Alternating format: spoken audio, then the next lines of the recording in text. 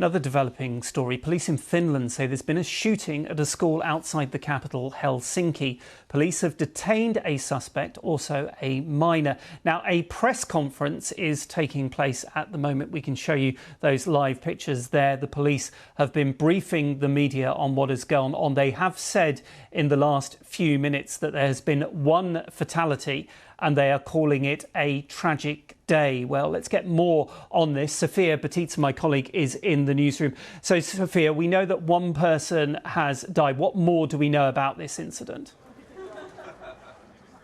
Well, as you said there, Nikki, a deeply shocking attack, and these were the words of the Finnish Prime Minister, Petteri Orpo, who said that his thoughts are with the victims and with their loved ones. Now, we've been following that press conference that is happening at the moment in Finland, and what we know so far about how the events unfolded is that the shooting happened this morning at around 9 a.m. local time at a primary school in Vantaa, which is a city north of the capital, Helsinki. And, you know, this is quite a big school. There are about 800 students there. And like in most other schools in Europe, students had just returned to classes after the Easter holidays. Now, according to the police, the person who opened fire was a 12-year-old child. We don't know yet whether he was a student at the school, but what we do know is that he injured 3 people who were also aged 12.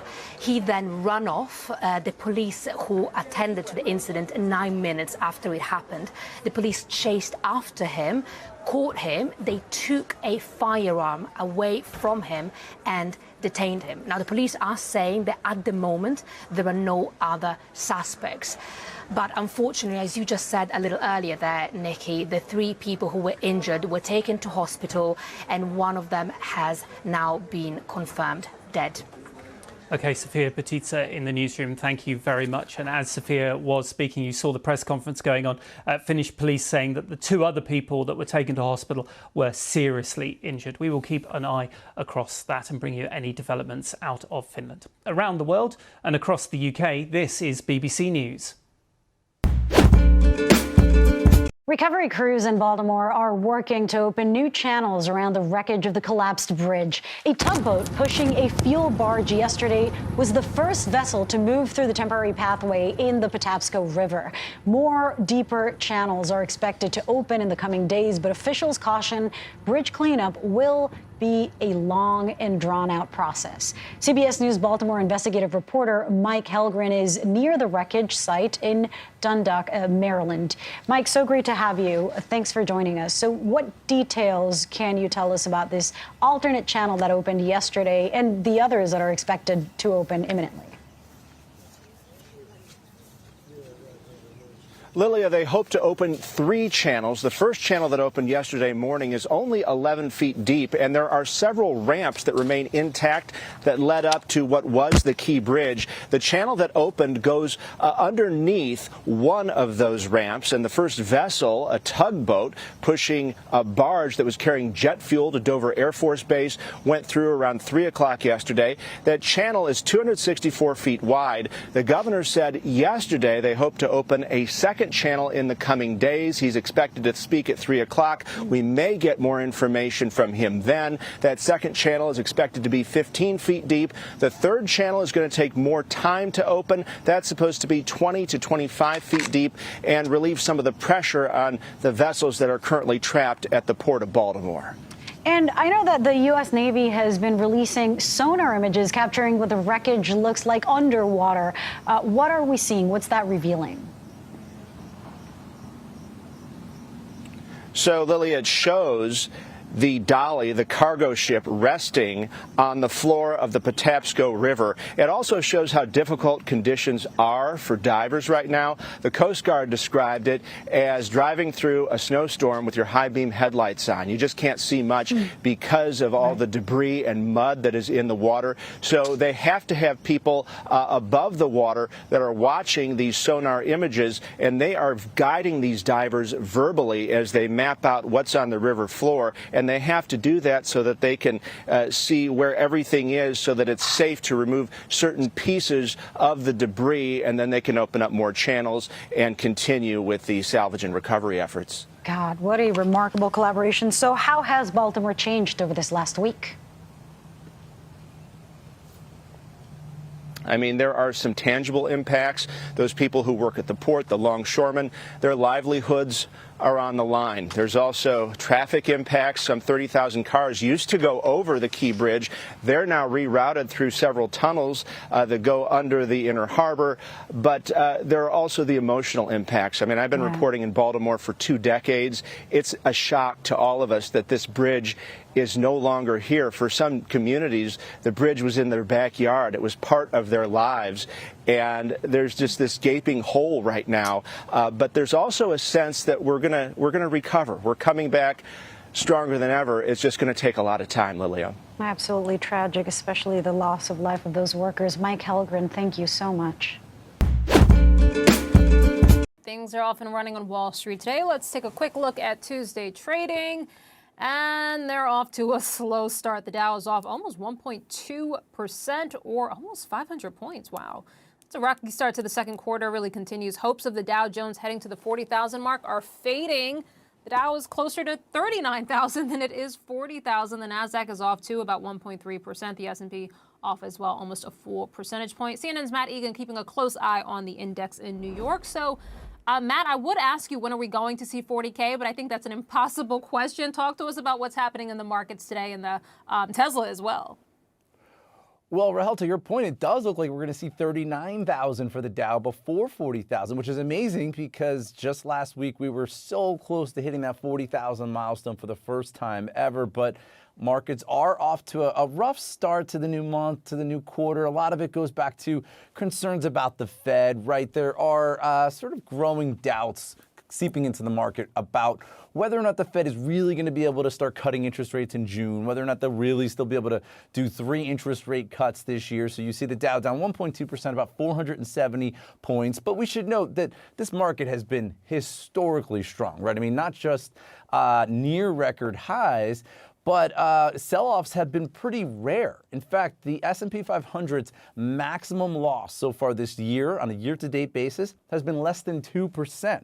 JP Morgan says that if that stood for the whole year, that would be a record going back to 1980. So it's not the worst thing in the world to see the market cool off just a bit after a lot of really strong gains. Now, Tesla is down a lot more than the rest of the market, seeing sharp losses for Tesla, down 5% on the day. The company posted its worst annual sales performance since 2020. This reflects some infrastructure issues, some problems in some of their factories, but it also reflects the fact that it's got a lot of competition, right? Both at home and abroad, namely in China. Now, Dan Ives, the veteran tech analyst, he called this Tesla quarter a, quote, unmitigated disaster. He warned that this could be a seminal moment for the company. They've either got to reverse this black eye, he says, or they're going to allow a darker narrative to take hold. So, Rahel, we'll keep a close eye on Tesla because we know over the last few years that had been just such a big winner, but it's been an awful 2024 for Tesla.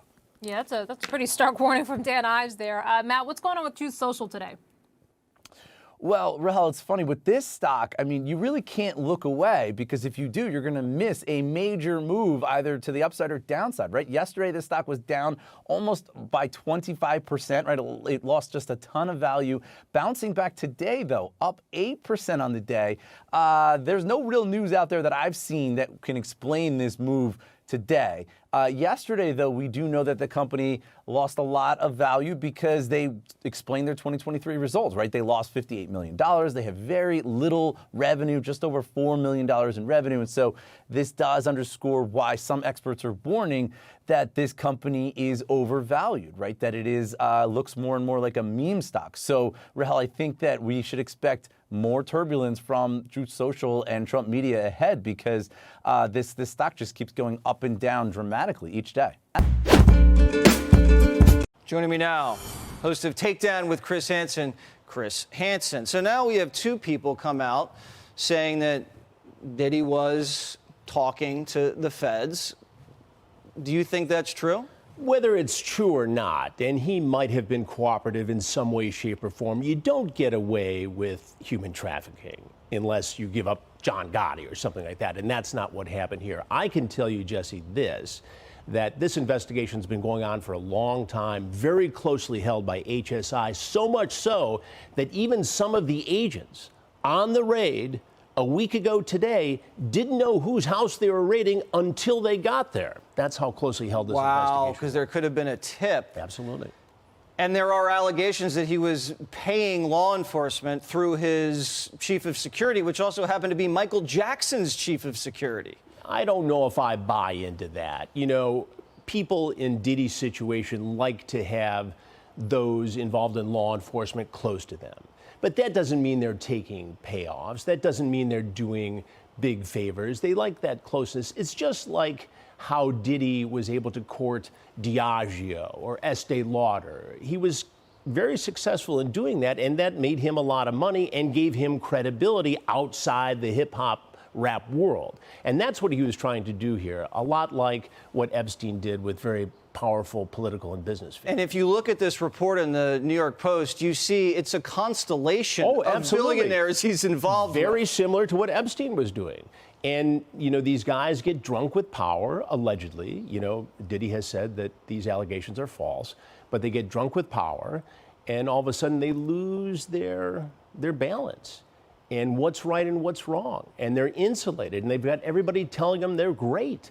And all of a sudden, these civil suits come out. And the feds watch this. That's what happened with R. Kelly. It started with civil suits. Then HSI got involved, and they're the lead agency for human trafficking. These civil suits are just like a silver platter for the feds. Very helpful, very helpful. Take these guys down. All right, well, we'll see how this plays out. Chris Hansen, Takedown with Chris Hansen. Thank you so much. Thank you, Jesse. Click here to subscribe to the Fox News YouTube page to catch our hottest interviews and most compelling analysis. You won't get it anywhere else.